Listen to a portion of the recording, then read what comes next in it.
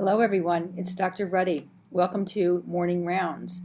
Today I would like to share with you the 10 things that I eat every day and recommend that you consider eating these things as well. They are 2 Brazil nuts, 2 prunes, 3 tablespoons of flaxseed, 2 eggs cooked in turmeric butter, 3 slices of bacon, Bulletproof coffee, kombucha, green tea, berries with heavy cream, and greens with salt and olive oil.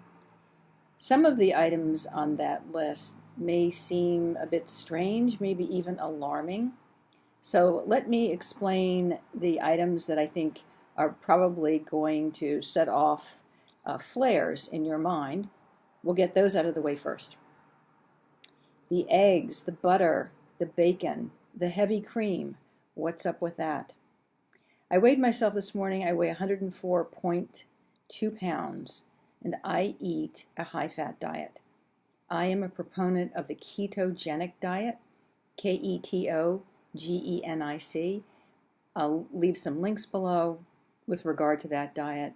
I think that it is a very healthy diet, and the advantage is that it's high fat as long as you keep strictly to the guidelines that it's low carbohydrate.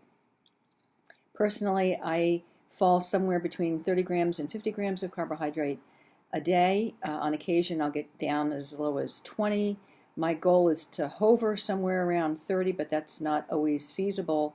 But the ketogenic diet is basically a high-fat, low-carbohydrate diet in which you consume only as much protein as you need, and for a woman of my age, that's somewhere in the area of a gram of protein per kilogram of body weight.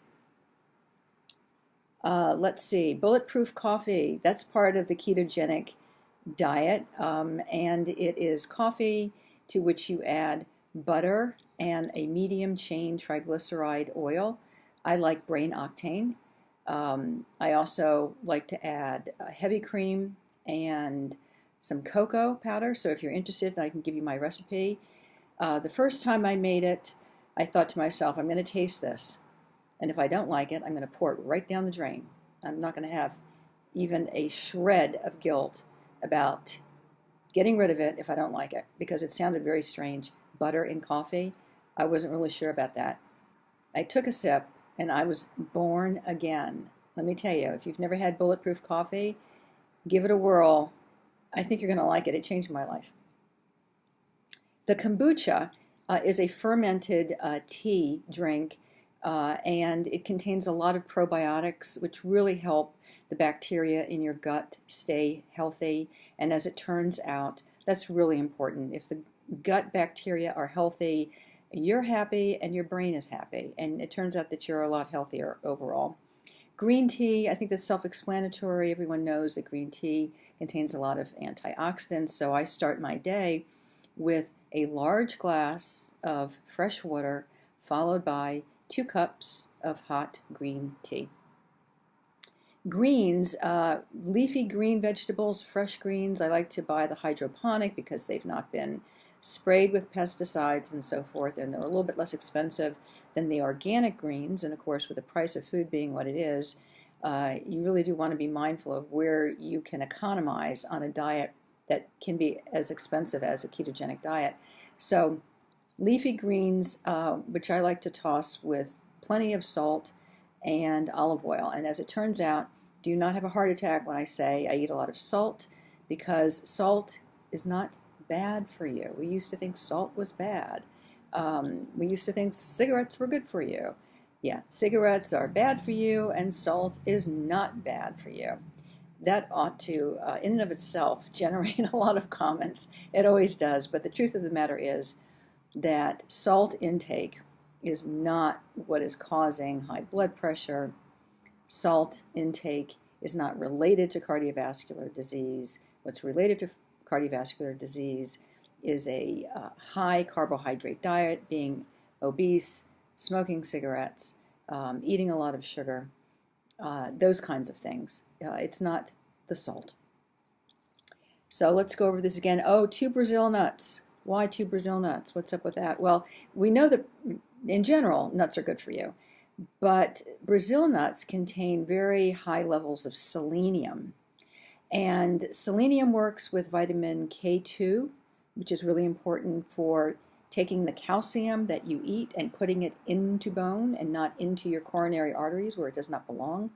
So selenium is very good for that. But beyond that, selenium has been shown to reduce the incidence of breast cancer in mice whose tumors have been caused by the virus. Selenium has been found to be protective in epidemiologic studies. So in areas of the world where the women tend to ingest a high quantity of selenium, they tend to have lower risks of breast cancer. So 2 Brazil nuts, that's easy, they're delicious. And 2 prunes, the same sort of story, but in a little bit different fashion. Prunes have been shown to decrease the risk of breast cancer in mice whose tumors are caused by the virus. In addition, prunes will slow the growth of the tumors that have already formed. Prunes are good for you. There's nothing not to love about eating 2 prunes and 2 Brazil nuts every day. And do not worry about the fat content in nuts, because if you adhere to the ketogenic diet, you're not worried about fat any longer. And you're also very satisfied when it comes to the meals that you make and the degree to which you are hungry between those meals. I eat berries with heavy cream. Berries are very good for you. They contain a lot of antioxidants, and heavy cream is allowed on the ketogenic diet. Heavy cream has no carbohydrate. It's wonderful. Imagine, you can have all the heavy cream you want. Let's see, did I miss anything? I use turmeric butter when I fry my eggs. So this is my little trick with the turmeric butter. Turmeric is good for you. It's an antioxidant. It's been shown to be associated with lower risks of cancer. So I will buy fresh turmeric and I'll scrub it really well and cut it up into little tiny pieces. And I will throw it in a frying pan with 2 sticks of grass-fed Kerrygold butter and heat it up. Heating the turmeric releases more of its potency. So I heat it up, I melt the butter and have it cook with the turmeric, and then cool it, and into the refrigerator it goes in a glass dish. And then when I fry eggs, or if I'm frying some other vegetables, what have you, I will just take a small amount of the turmeric butter and then add a larger amount of regular butter. The last thing is 3 tablespoons of flaxseed, and I use whole flaxseed, and I throw it in the blender to make a smoothie with some almond milk, so forth. The point is that flaxseed acts as a kind of train, and it moves like a freight train, the little train that could. It moves through your colon and it drags behind it all of the toxins that have been building up in your liver. So your liver is very busy detoxifying all of the things that you're bumping into in this environment, and the flaxseed moves everything along very nicely and drags behind it the toxins from the liver. That's a very good thing to be doing. Okay, I think that's it for now. The last thing that I don't do is I don't eat anything for 13 hours between dinner and breakfast.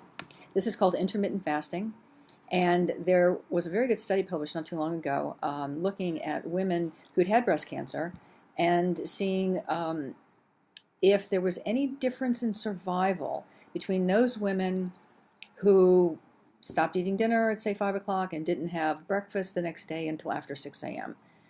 Compared to women who maybe had a little snack at 9 o'clock at night when Downton Abbey came on or whatever, and then started breakfast the next morning as soon as their feet hit the floor. It turns out that fasting for 13 hours between dinner and breakfast, no matter when you finish dinner, add 13 hours, that's when you're going to start to eat breakfast and not before.